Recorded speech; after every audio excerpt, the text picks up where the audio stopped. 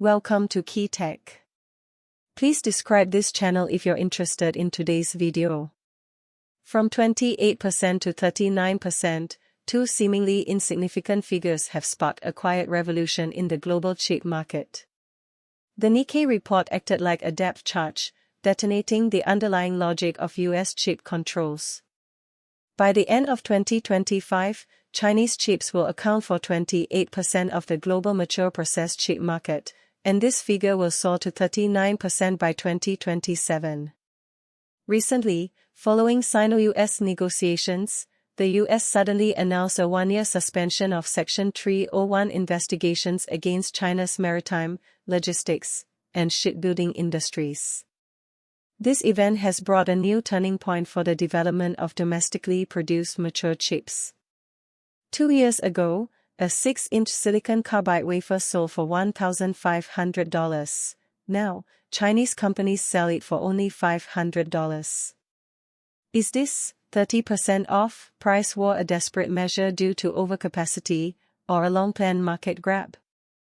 When a large number of high-quality, low-priced Chinese products suddenly flood the mature chip market, long monopolized by US and European companies, how will this competition, dubbed a bloody elimination race, reshape the global industrial chain landscape? In fact, the US suspension of its Section 301 investigation measures was not a coincidence.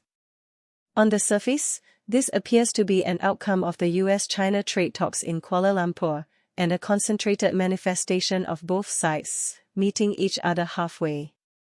However, in reality, it represents a strategic retreat in the US's chip control strategy. When high-end chip controls can no longer hinder China's technological breakthrough, the US easing restrictions to give its own companies a breathing space has become an inevitable situation.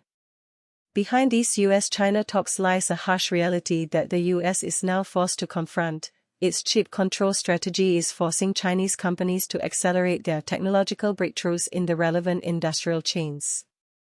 Huawei HiSilicon's Kirin chips, despite the full force of US pressure, not only did not cease production, but instead began product iteration based on the domestic industrial chain. SMIC achieved breakthroughs in its N+1 and N+2 generation processes, enabling the production of chips equivalent to 7 nanometers without EUV lithography machines. Even more critically, China's development in mature process chip technology has transformed it from a follower to a leader. This, the more is suppressed, the stronger it becomes, situation is clearly not what the US wants to see. Furthermore, the US has only suspended its Section 301 investigations into the maritime, logistics, and shipbuilding industries, not the chip sector. This avoids external criticism of its chip control strategy. Ostensibly targeting maritime and logistics, it actually impacts the entire supply chain. Without logistics and shipping, how can chips be exported?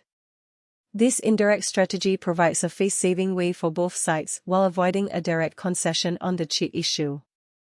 In fact, Chinese companies have already launched a price war in mature process chip technology, using low-priced, high-quality Chinese products to seize market share overseas. 2 years ago, Wolfspeed's 6-inch silicon carbide wafers sold for $1,500. Now, the same product from Guangzhou Dingfeng Crystal Semiconductor costs only $500. This lower-dimensional attack is destroying the moat that Europe and the US have in the chip industry. When Chinese companies secure the vast majority of orders in the international market, the development of advanced process technologies will naturally be further promoted. While the price advantage of mature Chinese chips appears to be a result of capacity expansion and policy support, it is actually a systemic operational advantage across the entire industry chain. China possesses a complete and mature chip industry chain. Relying on its strong domestic manufacturing base and consumer market, it can produce chips using mature process technologies at extremely low costs. From chip design and manufacturing to packaging and testing, Chinese companies can complete the process in a very short time. This advantage of fighting on home turf is a myth that Western countries can never replicate. Some might think that mature process technologies are outdated technologies no longer used by the West, but this is a huge misconception. In fact, mature process chips are the industry's cash cow. They are widely used in consumer electronics, automobiles, industrial control, and the Internet of Things, with huge market demand and stable profits. It's like the car market. Everyone focuses on luxury cars and sports cars, thinking that's high-end. But the real money is often made by seemingly unremarkable family cars and commercial vehicles. These products have higher sales volumes and lower maintenance costs, and the same applies to mature processed chips. Although their technological content is not as advanced as those of mature processors, their market demand is huge, their application scenarios are wide, and their customer loyalty is stronger. The recent Nexperia incident is a case in point. Europe targeted Nexperia, a company owned by a Chinese company, because it was worried that China's growing influence in the mature processed chip field would affect the stable operation of the European industrial system. But what was the result? The Dutch intervention to seize the chips became the main cause of the current European supply chain crisis. The suspension of the U.S. Section 301 investigation is an invaluable turning point for the export of mature chip products from China. Firstly, the one-year grace period will provide Chinese companies with more time to prepare for their strategic deployments. Commercialization deployments that were previously hesitant or difficult can now be undertaken without hesitation.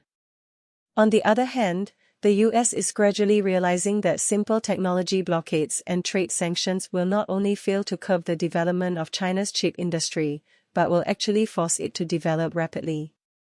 As for Europe, it goes without saying that the cost-effectiveness of mature Chinese-made chips is fundamentally changing Europe's supply chain. To make their products more competitive, many German automakers have begun using Chinese-made automotive-grade chips in their vehicles. This is precisely the situation Europe least wants to see, its increasing reliance on the Chinese supply chain. In recent years, the U.S. has pressured Europe to suppress and cut off supplies to China's semiconductor industry. However, this pressure has not only failed to achieve its intended effect but has also accelerated the entry of Chinese chip manufacturers into the European market.